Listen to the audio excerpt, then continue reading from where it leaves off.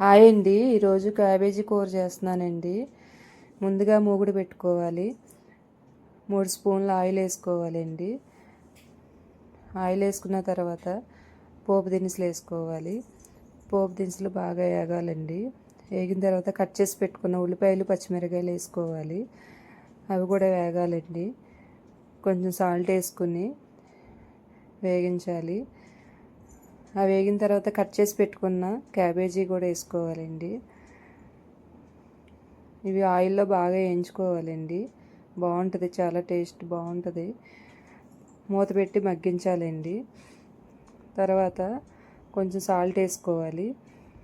Salt వేసిన తర్వాత వేగించాలండి. మూత పెట్టకుండా వేయించుకోవాలి.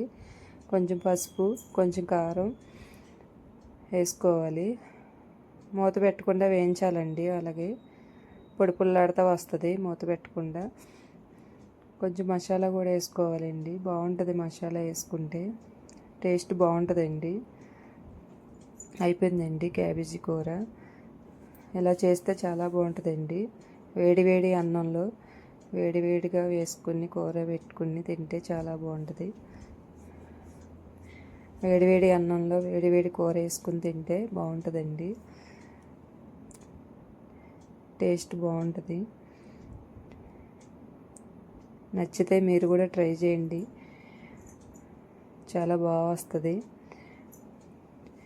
వీడియో నచ్చితే లైక్ చేయండి, షేర్ చేయండి, సబ్స్క్రైబ్ చేయండి.